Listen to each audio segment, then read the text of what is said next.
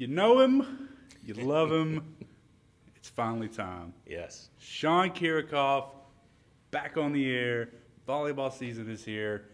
Coach, how you feeling? I feel good. I've missed our time together, Yeah. but I know more importantly, the viewing public has missed our absolutely. time together. Absolutely. So it's good to be here. The Sean Kiracofe show will live on, for Yes. sure. First matches of the season start this week. A couple home non-conference before we get right into conference play. Tuesday night against Louisiana Tech, Thursday against Grambling. Just if you can sum up what has happened in the past few months with almost getting to play, postponing the season, now moving everything into spring. Just I know it's a lot to kind of cover in a short amount of time, but just how it feels to have that happen and then now finally be able to play. I mean, it still doesn't, feel like it's a season yet. I mean, that'll be different tomorrow when we actually step out there to play. But what the saying is, hurry up and wait. All through these last few months, it's been crazy, but then nothing's really happening. It's just that frantic lead up to then things being canceled it's like, okay, we can finally practice, and then we can't. Right. And it's just a lot of start and stop. It's just a very different feeling that obviously everyone is experiencing within their lives, but it's hard to sum up. Yeah. So much has happened, and so little has happened at the same time. Right. So let's get into some of the details because obviously we want to talk about the matches, but want to talk about the team as well. A lot different look. Last year we had experienced, senior-laden squad. This year, totally opposite. So quick thoughts on the team as a whole before we get into some details on who's here, who's not, and all that sort of stuff. Yeah, everyone in the country is kind of experiencing their own different new reality here. There's those teams that are going to be able to keep seniors for an extended period of time and just have a team and a roster that is carrying over from year to year. And then other teams like ourselves that have a brand new look compared to the roster that we are expecting if 2020 were to happen.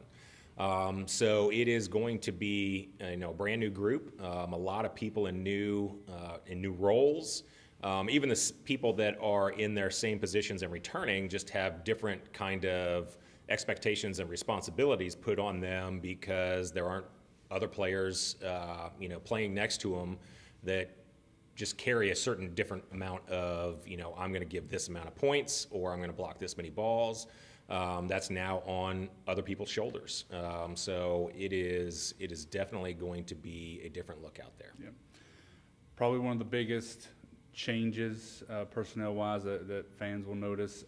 Hannah Brister, no longer here, finished her undergraduate work, transferred into a master's program.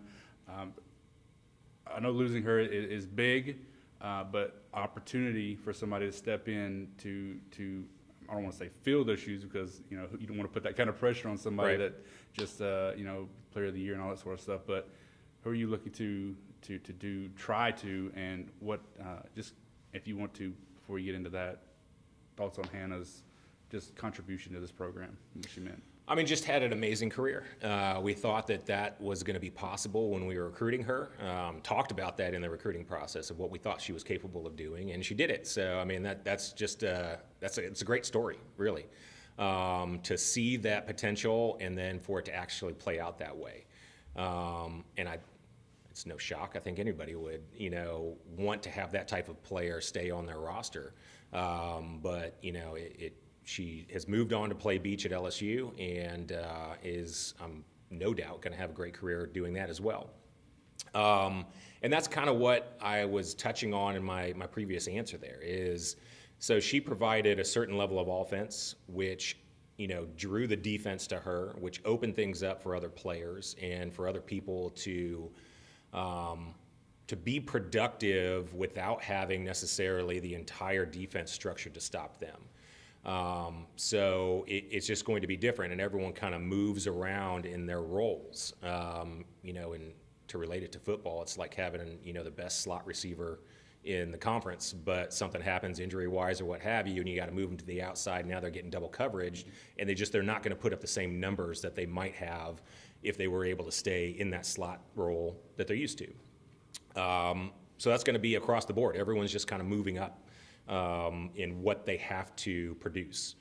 To your point about who is going to be stepping into those roles, obviously Daria Williams is going to be a big part of our offense now, and a lot of it is going to go through her. Reagan Lee is still not 100% back from the ACL, but getting better every single day. A lot of offense is going to go through her, even more than what we were starting to do last season as she was getting more and more productive until the injury.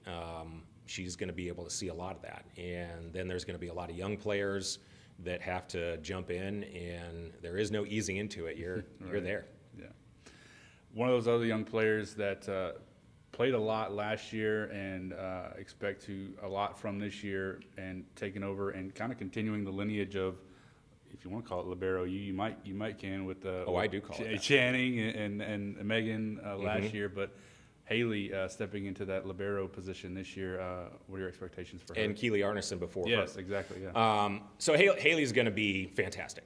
She's going to step in there and is just going to be, in my opinion, great from day one.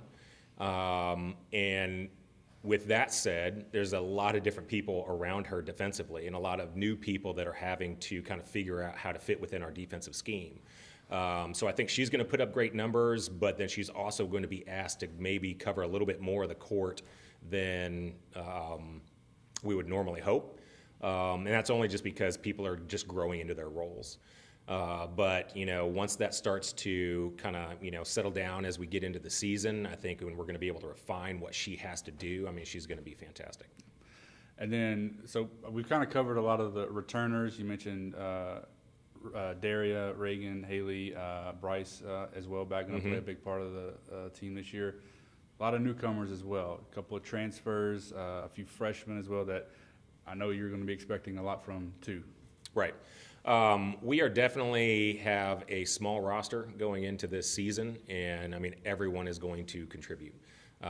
We've got, like you said, a couple transfers and new freshmen, and there's not a single one that isn't going to be on the floor playing a big role. Bree Burrell, one of the ones that kind of stands out, a freshman, offensive force. She's got a really good swing. Talk about her for a second, if you will.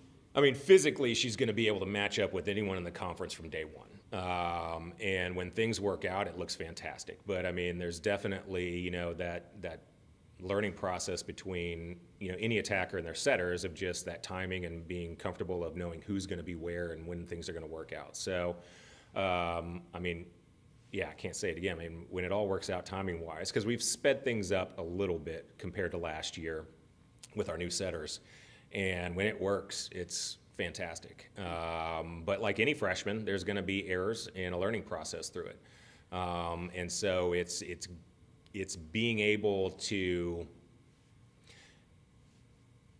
put her in positions to where she's going to be successful, which we know she will be, and then being able to expand her game that we just get everyone all on the same page. Finally, two non-conference games before conference play starts. Obviously, a lot of importance on those conference games. So, what do you want to see in these first two matches from your team that is going to set us up for a successful conference run, hopefully? Being able to compete and fight. I think that's something that we have fostered for the last 3-4 years of going out there and just having that determination on every single point. And I think there's been quite the evolution of the program since I've been here, of shifting into a ball-controlled defensive team and then adding the pieces offensively to be able to, put things away when we have those opportunities.